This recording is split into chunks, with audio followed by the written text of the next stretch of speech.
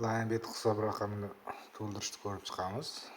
Demak, Telegramda Hamkor Pay botni topib olamiz.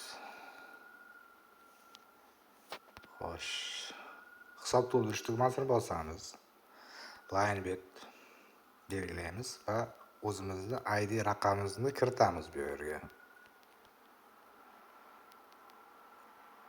Xo'sh, endi pul yubormoqchi bo'lgan kartamizni kirgizamiz. Misol uchun 10 ming kirgizib ko'ramiz. Demak, to'g'ri tasdiqlaymiz va bot ko'rsatgan kartaga 10 ming so'm emas, 10 ming 47 so'm pulni o'tkazishimiz kerak bo'ladi. Xo'sh, o'zingizga qulay bo'lgan ilovaga kirasiz va ko'rsatilgan kartaga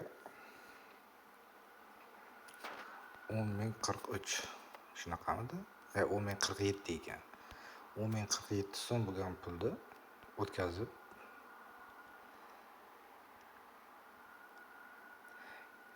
yana botga qaytamiz va tasdiqlash tugmasini bosamiz.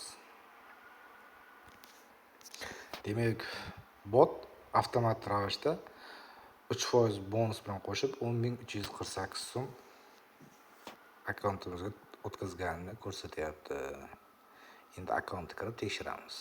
Demak, mana 10.348 so'm 41 so'm pul kelib tushdi.